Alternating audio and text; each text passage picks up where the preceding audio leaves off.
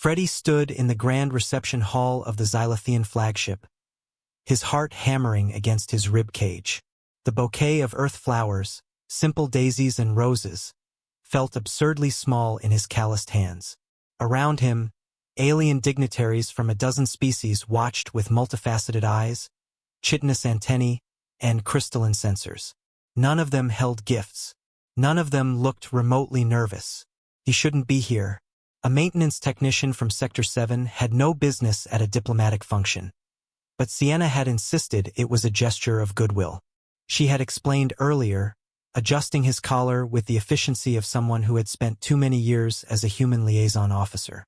The Xylothean Queen has never received flowers before. Their planet is all metal and stone. No organic life. Then why me? Freddie had asked. Sienna's amber eyes had softened. Because you actually care, Freddie. That matters more than protocol now. Watching the towering doors at the far end of the hall begin to open, Freddie wondered if caring was enough. The Xylothean Queen emerged, and the room fell into immediate silence. She was magnificent, nearly 8 feet tall. Her exoskeleton shimmered with bioluminescent patterns that shifted like the aurora borealis. Her forearms moved with fluid grace, and her compound eyes held an intelligence that made Freddie's breath catch. The Queen's counselors flanked her, their mandibles clicking in what the translator implant in Freddie's ear interpreted as formal greetings. Ambassador Chan stepped forward first, offering a data crystal containing Earth's proposed trade agreements. The Queen accepted it with her upper right hand, her expression, as much as Freddie could read one, politely neutral. Next came the Drairan representative presenting a ceremonial blade. Then the Aqualian diplomat with their water sphere containing microscopic art. Each gift was received with the same measured courtesy. Then it was Freddie's turn. He stepped forward, his worn work boots silent on the polished floor. Sienna had positioned herself near the back of the human delegation, but he could feel her encouraging gaze. The flowers suddenly felt even more inadequate. What was he thinking? These weren't even exotic blooms, just flowers from the ship's hydroponics bay. "Your Majesty," Freddie said, his voice steadier than he felt. He held out the bouquet. "We humans have a tradition.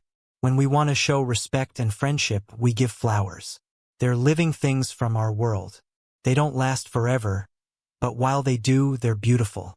Like this moment, like this chance for our peoples to meet."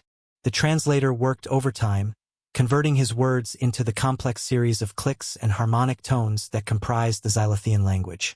The Queen's antennae, delicate things Freddie hadn't even noticed before, quivered. She reached down with both her lower arms and took the bouquet. For a long moment, she simply stared at it. Her bioluminescence shifted through colors Freddie didn't have names for. The counselors began clicking urgently among themselves. Then the Queen did something no one expected. She brought the flowers close to her face, where Freddie could now see small sensory organs he had mistaken for decorative patterns. She inhaled or did whatever the Xylothean equivalent was, and her entire body shuddered. The lights in her exoskeleton blazed brilliant gold. "Scent." The translator rendered her word. "These have scent." Before Freddie could respond, before anyone could react, the Queen moved with startling speed. Her lower arms still cradled the flowers while her upper arms reached out and pulled Freddie into an embrace. It was gentle despite her size, her exoskeleton surprisingly warm against his skin. The entire hall erupted.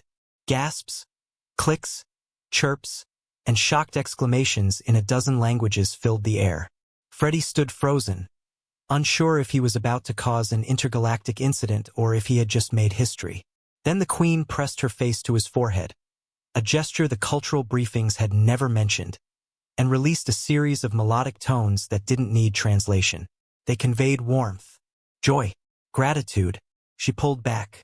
Her compound eyes somehow conveyed something that looked remarkably like tears, though Freddie knew that was impossible.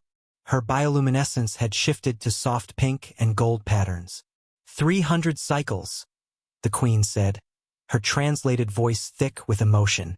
300 cycles since the last garden on Xylu died. We remember flowers in our genetic memory, but we thought we would never experience them again. You have given me back a piece of my ancestors' world. Freddy's throat tightened. I didn't know. I just thought. The queen interrupted gently. You thought to give something living. Something that would die but mean something while it lived. This is wisdom we Xylopathians forgot when we became a spacefaring race. We built ships and stations and forgot the temporary beautiful things. She turned to address the assembled dignitaries, still holding the bouquet like it was made of starlight. This human came not with weapons or trade goods or even valuable resources. He came with something that will wither and fade, and in doing so reminded me what it means to be alive in this moment. The humans understand something we have forgotten. Sienna appeared at Freddy's side, her hand finding his. She squeezed once, pride evident in her expression. Around them, the other ambassadors were whispering frantically into their communication devices, no doubt reporting this unprecedented breach of protocol, or perhaps this unexpected diplomatic victory. The Queen's senior counselor, a battle-scarred veteran with dark carbon scoring across his carapace, approached Freddy. The Queen wishes to know if there are more of these flowers on your vessel. Hundreds, Freddy said. Thousands if you count the seeds.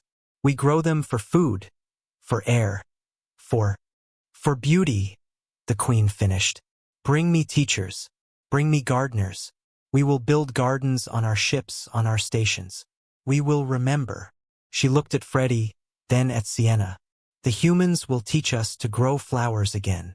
As the formal reception dissolved into excited chatter, and the beginning of what Sienna whispered was likely to be the fastest treaty negotiation in human history, Freddy stood there with wilted rose petals on his shirt and the lingering warmth of an alien queen's embrace. He had come to give flowers. He had ended up giving hope. And somewhere in the back of his mind, Freddy thought that maybe, just maybe, humanity's real gift to the galaxy wasn't their technology, or their resilience, or even their stubborn refusal to quit. Maybe it was simply that they still remembered to stop and smell the roses.